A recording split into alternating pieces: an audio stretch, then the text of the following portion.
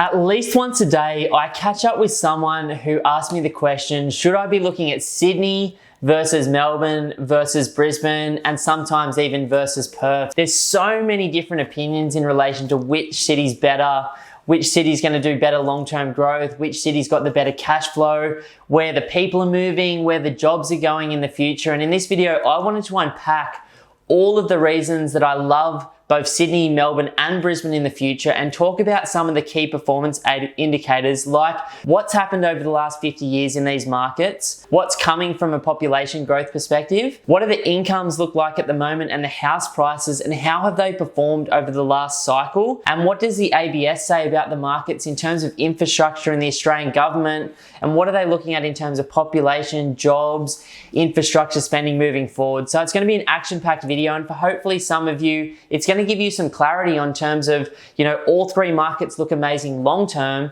but which one do you really want to obsess about, focus on, and confidently move your money into the future. Now, the first thing that I wanted to say is I absolutely love Sydney, Melbourne, and Brisbane. I don't have a preference towards any of them, although there are very different key performance indicators in each market. In an ideal world over the long term, I'd be buying Sydney, Melbourne, and Brisbane and have exposure to all of them. And I'm sure if you guys could afford it, you'd want to do the same thing. But that doesn't mean that I'm going to necessarily go running out today or this year and absolutely buy each of them with the same level of confidence. So in this video, the first thing I wanted to break down is really what's occurred in these markets over the long term. I grew up on the south side of Sydney in a suburb called Engadine. Dad lives down there at Woolooware now, which is a beautiful place. And as a person that grew up in Sydney, I really thought that that was the start and the end of the Australian property market. People living in Sydney and Melbourne have this really, really strong bias towards those areas. And why wouldn't you? Consistently over the last 30 years, they've absolutely kicked ass. People that bought properties in those markets 10 years ago have almost doubled their money. So you've not just got this Sydney or Melbourne bias, but you've also got this short-term recency bias going on. Now, what was really interesting is when I looked at Homely's report on Sydney, Melbourne, Brisbane, and Perth in the last 50 years, it completely shocked me. Now, I just had this expectation, the same as everyone else, that Sydney would be number 1, Melbourne 2, Brisbane and Perth probably a distant 3 and 4, but in reality, what I learned is that in the last 50 years, Brisbane has been the number 1 performing market, growing by an average of 9.7% per annum, followed by Sydney at number 2, growing by 9.6% per annum, followed by Melbourne at number 3 at 9.5%. So that was shocking for me, but we're talking about splitting hairs.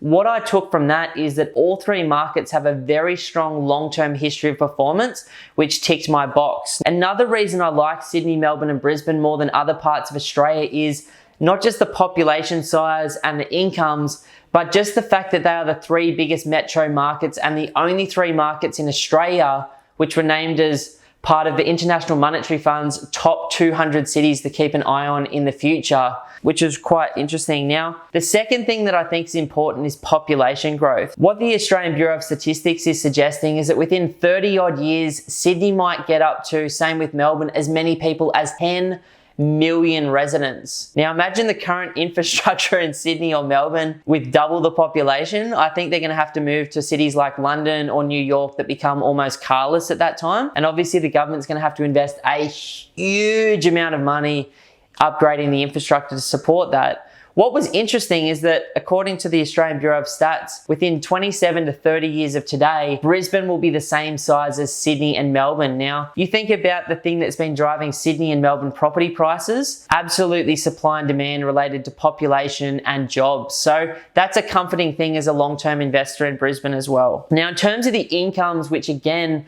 I think is really, really important and often understated, because property prices can only go as far as either local incomes will support, or in the case of Sydney and Melbourne, one of the things that drove the prices up so high in the last 5 years or 6 years was international speculation from all around the world, European, American, Asian investors.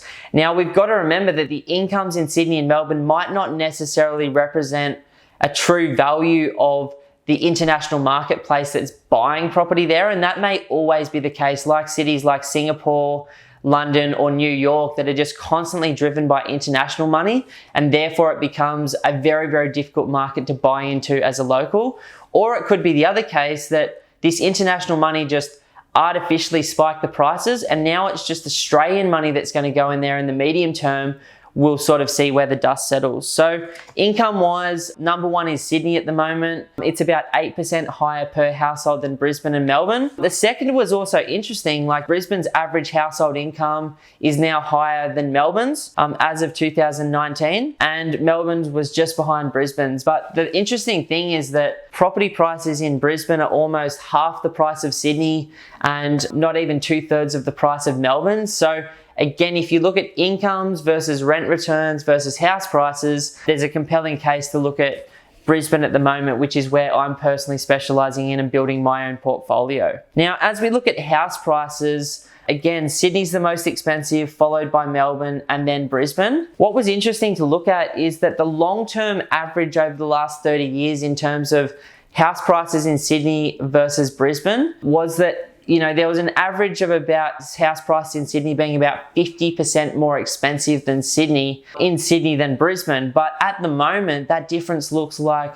around about 80 to 90%. So again, what I like to look at is the long-term trends and how they weigh out as opposed to short-term prices at the moment. The thing about Sydney and Melbourne is they have been on an absolute tear since the GFC, with house prices in most suburbs in Sydney growing by 60 to 80% and house prices in Melbourne doing almost the same, with some suburbs doing 150% growth. One of the things that I like about Perth and Brisbane at the moment is, according to CoreLogic, house prices are cheaper up here than they were 12 years ago. And in Perth, they're actually cheaper to buy than they were 14 years ago in some suburbs right now, which is just insane. Now, I wanted to talk about the long-term cycle. Now, this is based on information from Fred Harrison, Phil Anderson, and Ray Dalio. But what all of those guys have noticed is there's definitely cycles in real estate, in commodities, in gold, in stock markets, and in businesses around the world. And there have been for hundreds of years. Ray's looked at the last 100 years, Phil's looked at the last 250 years, and Fred Harrison's looked at the last 350 years. Now, what we historically find based on previous cycles, at least the last three, is that prices in Sydney and Melbourne generally go up first after a GFC. Then we hit this middle point where we get a slight retracement or contraction like we're in now. They call that this mid-cycle slowdown. And then we see a second half of the cycle which really blows prices up before we get the next GFC, and then the whole thing starts again. Now, according to Fred Harrison and Phil Anderson, that cycle lasts somewhere between about 18 and 20 years on average. What's really interesting is that Sydney and Melbourne generally, like I said, do better in the first half.